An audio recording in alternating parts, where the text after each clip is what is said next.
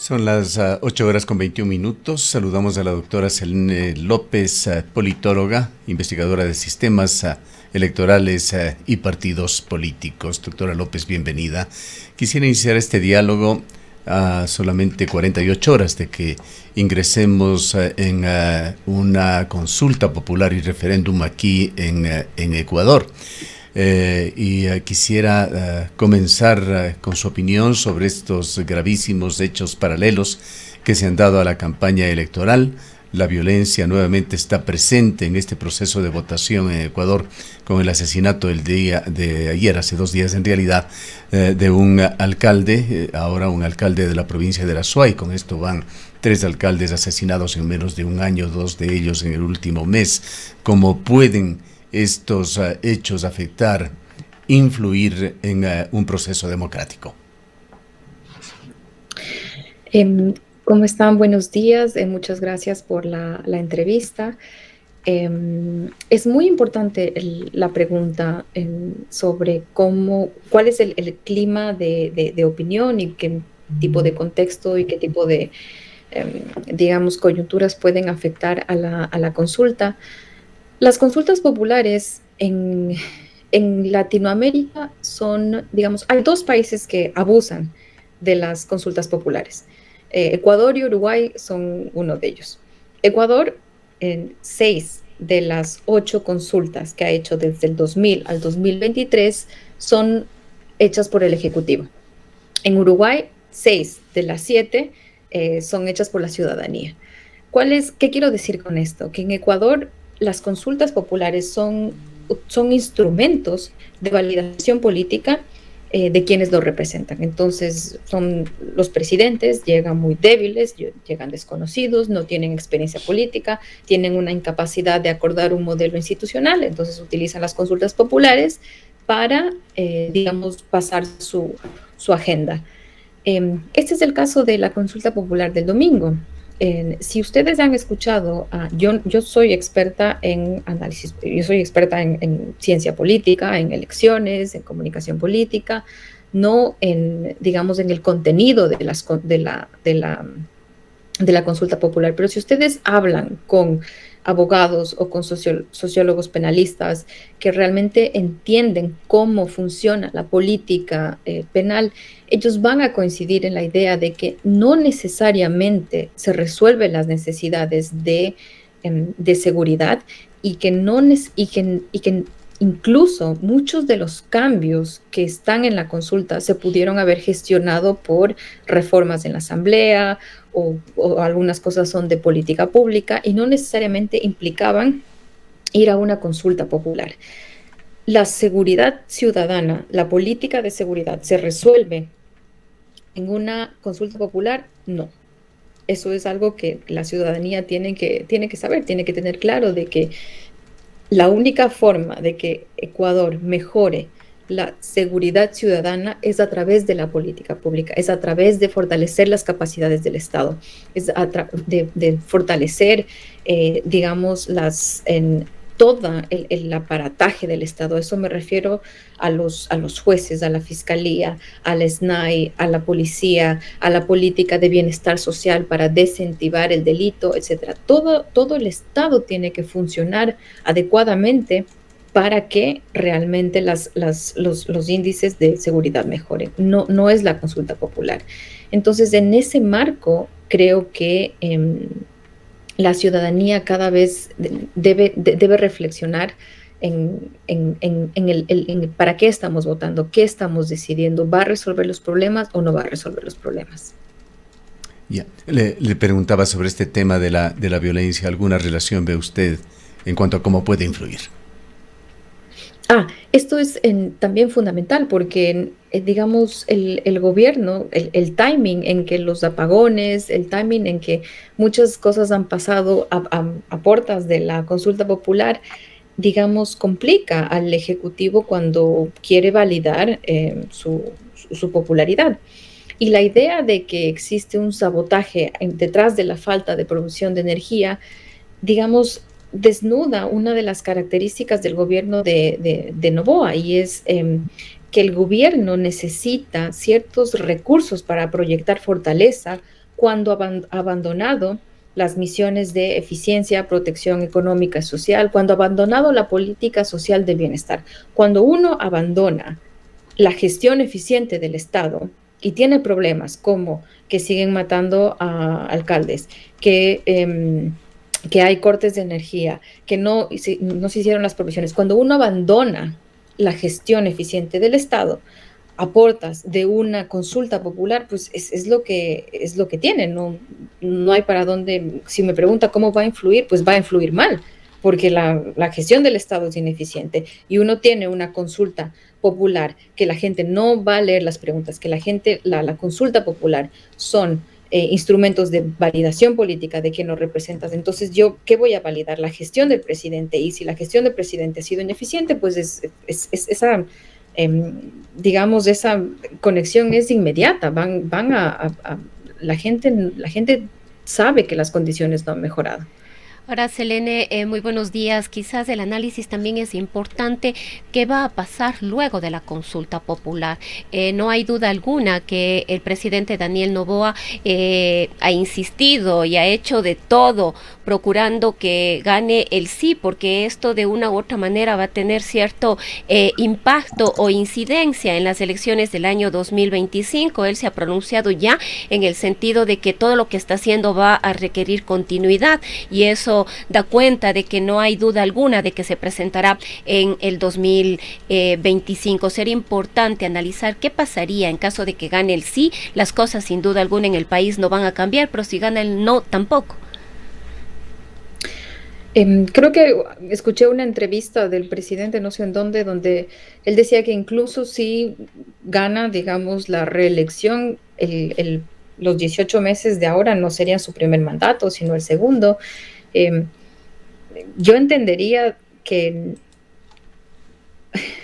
digamos, si yo viera que existe un ejercicio de planificación del Estado, de política pública, donde hay una planificación al 2030, donde uno ve que se están apostando por energías renovables para poder diversificar la matriz energética, si estuviera viendo esos ejercicios de pensar a largo plazo, no solo en la reelección, hablemos de política pública, es decir, cuáles son las políticas, cuáles son las bases que está el presidente insertando en el Estado para tener una administración eficiente, digamos, una administración que sirva a la población, unas bases sólidas para que después esas bases sólidas en política pública permitan la reelección en el 2025. Yo diría, está bien, hay procesos interesantes, pero yo no veo una política pública distinta y no veo que haya una voluntad de fortalecer las capacidades del Estado. Y si uno no fortalece el Estado, que es necesario fortalecer en Ecuador, y tiene estas ambiciones que son legítimas, estas ambiciones de la reelección, pues no veo por dónde. La única forma es fortalecer el discurso de mano dura, inventar que existe un enemigo interno, llamar sabotaje a la propia ineficiencia y, digamos, llevar al polarizar más. Esa es la única opción.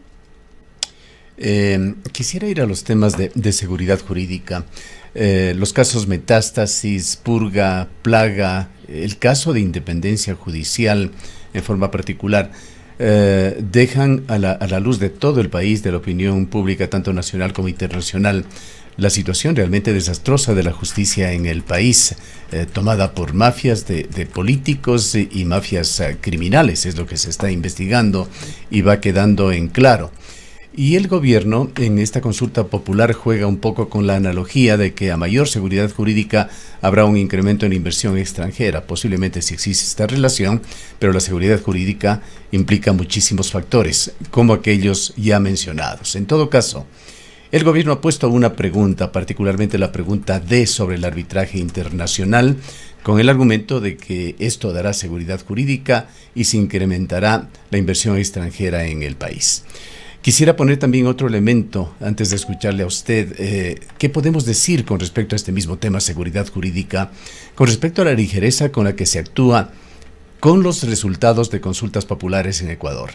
La consulta sobre la protección de los recursos hídricos de Cuenca el mismo tema sobre Girón, que intentan ser ignorados por lo menos dos gobiernos, y la consulta sobre la explotación petrolera en el Yasuní, que se lo hizo en el último proceso electoral en Ecuador y que el propio gobierno de Noboa está de alguna manera ignorándolo y tratando de hacerlo en forma permanente.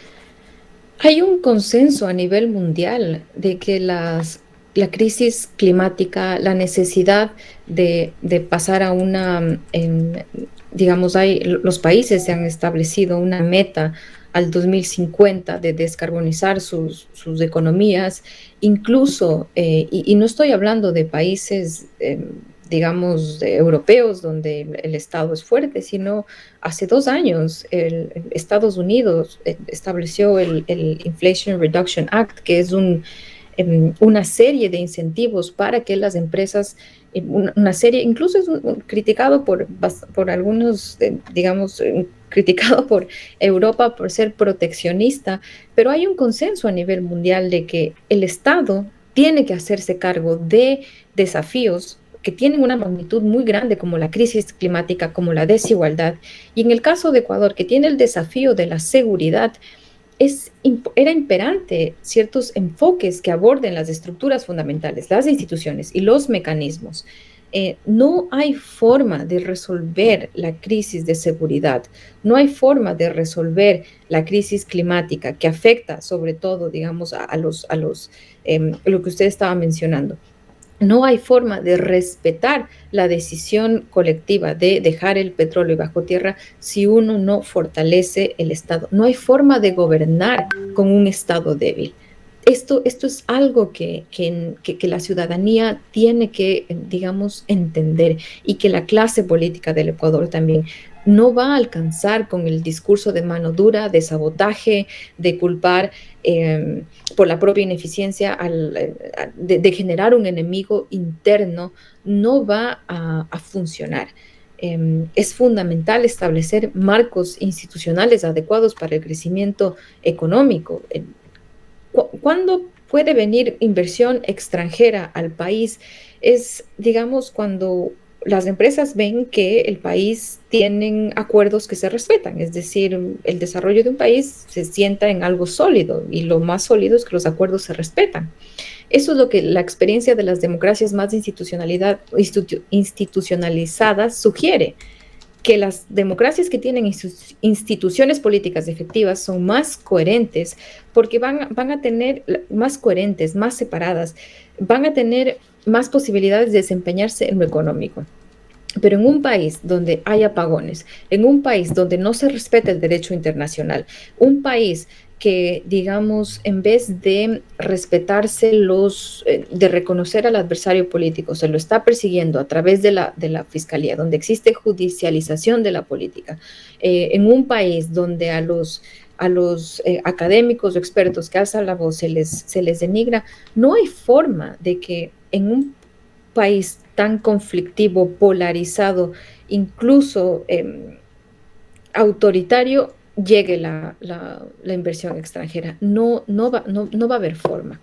Entonces, me parece que las preguntas de la consulta popular son un engaño en ese sentido. Muchas de el mismo objetivo de tener una consulta popular, yo cuestiono mucho, es decir, son mecanismos excepcionales utilizados, son mecanismos excepcionales que en Ecuador se han puesto una norma, son instrumentos de validación política de quien nos representa, pero no van a resolver las necesidades de la ciudadanía.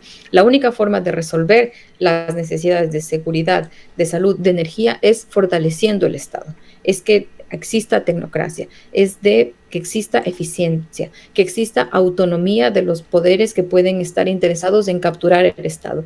Cuando haya este fortalecimiento de las capacidades, puede haber, digamos, un poco de futuro. Si no, es muy difícil. Quisiera preguntarle también cómo ve usted esto, que con tantas cosas que suceden en Ecuador va quedando ya en un segundo plano el conflicto diplomático con México.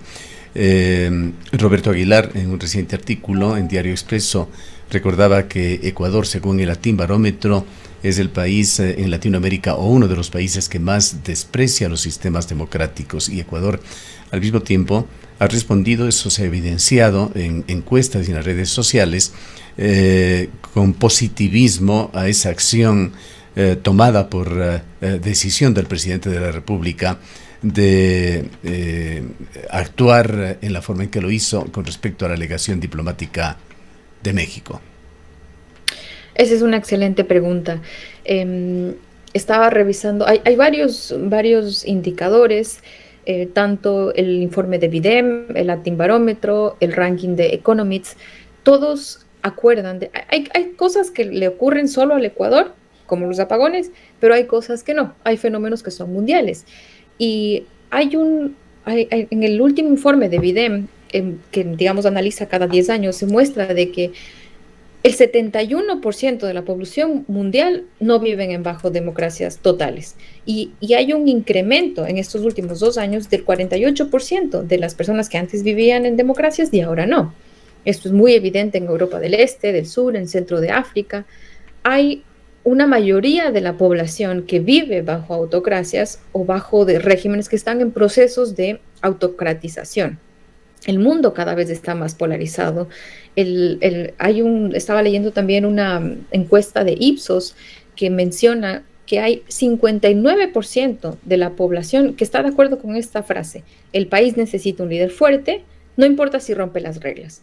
Entonces hay una mayor tolerancia a romper las reglas. Y esta es la sociedad que tenemos, y por eso Noboa hace lo que hace con el derecho internacional. Lo que es importante que la ciudadanía conozca es si existiera una intención del Estado de resolver un problema como la inseguridad, como el crimen organizado. El crimen organizado funciona como una cooperación, como una corporación que tiene vínculos en México, Estados Unidos, Colombia. Si uno tuviera una real intención de luchar contra el crimen organizado, algo que nunca haría es romper relaciones con uno de los estados clave para luchar contra el crimen organizado, que es México. Entonces, aquí, con esta decisión, se puede ver que cada vez más las decisiones de crear un enemigo interno, del sabotaje, de decir que va a dar los nombres de los narcos, son recursos para proyectar la fuerza de un gobernante cuando ha abandonado la idea de fortalecer la política social, cuando ha abandonado la idea de cooperar con sus pares nacionales, y cuando solo va a trabajar en una política punitivista, militarizada, que realmente no va a resolver los problemas, solo los va a desplazar. En su opinión, Selene, ¿va Ecuador, va la tendencia del electorado ecuatoriano en esa línea de apoyar nuevamente a un gobierno autócrata? ¿Nos dará luces en esto la consulta popular del próximo domingo? Creo que la consulta popular nos va a dar luces. Creo que es una elección que como yo les decía, las consultas populares generalmente son validaciones políticas. Si me cae bien Lazo, le voto sí; si no me cae, le voto no. Pero para este domingo creo que hay dos principales sentimientos que van a ser tomados en consideración. El miedo, es decir, qué tanto miedo tengo yo de salir a la calle, qué tanto miedo tengo yo y qué tanta tranquilidad me dan los militares, y qué tanta me puede convencer el gobierno de que la consulta popular es necesaria para acabar con ese miedo. O la rabia por los apagones, la rabia por la respuesta del gobierno, la rabia por las imprecisiones de lo que se ha dicho de los apagones, la rabia que tiene la ciudadanía al darse cuenta que en 5 meses no se han cumplido con sus expectativas. Entonces vamos a ver qué sentimientos y qué emociones juegan más este domingo. Sin duda alguna, la votación pasa justamente por los sentimientos más que por las reflexiones, por las afinidades, los afectos, los desafectos. Pero ¿cuánto pasará esto también por los rostros que las organizaciones y los movimientos políticos puedan presentar? Fue una sorpresa el triunfo de Daniel Noboa, un personaje que muy poco se lo conocía de su paso por la Asamblea Nacional, sin un partido político, se creó ADN. Sin embargo, nos preguntamos cuánto en este nuevo proceso esto pueda influir, considerando esta polarización que se ha profundizado en estos días a propósito de lo que se ha vivido desde lo que ocurrió con la embajada, este asalto a la embajada, la detención del ex vicepresidente correísta Jorge Glass Espinel, y todo lo que hemos vivido en estos días, estos cortes de luz, este feriado eléctrico, en fin. Hay decir que Noboa no hay partido detrás de Noboa, no hay proyecto. Noboa es un ejemplo de los líderes como Pedro Castillo en Perú, como Milei, que son, incluso el mismo Bukele fue alcalde, pero igual son figuras sin mucha experiencia política, no tienen carreras políticas fuertes, ganan proyectos personalistas donde el partido simplemente es una fachada. El proyecto es a título personal. Entonces, si me dicen qué es ADN, qué ideología tiene, qué cuadros tiene, no hay, es un cascarón vacío. Lo único que existe ahí es la personalización de Noboa, y eso es una característica de este gobierno. O sea, hay proyectos que eligen más la partidización. Un ejemplo, lo que está ocurriendo en México, o sea, con lo de la embajada. El presidente no está solo, representa un partido, el partido Morena, que tiene cuadros, que tiene gobernadores, que tienen experiencia política, que uno ya sabe con ellos qué tipo de políticas públicas van a gestionar. Con Noboa no se sabe, porque no hay partido, porque es nuevo, porque solo tenemos a la persona, no tenemos al partido. Entonces estamos a merced de lo que decida la persona. Y para finalizar, ¿cuáles son sus expectativas sobre lo que pueda suceder este domingo? Las tendencias eran claras, había un apoyo mayoritario para el gobierno, popularidad del presidente en el orden del 70%, pero se han dado una serie de sucesos vertiginosos que han puesto en entredicho, de alguna manera, decisiones importantes tomadas por el actual presidente, incluyendo este feriado forzado que estamos viviendo el día de ayer y hoy aquí en Ecuador. Yo, como les decía, se van a medir las emociones políticas del miedo o la rabia, y yo creo que los errores que ha acumulado el gobierno en estos últimos días hará que la rabia sea mayor. Bien, queremos agradecerle mucho por su presencia. Gracias. Declaraciones de la doctora Selene López, politóloga, investigadora de sistemas electorales. Ella continúa sus estudios doctorales en la Universidad de Tokio.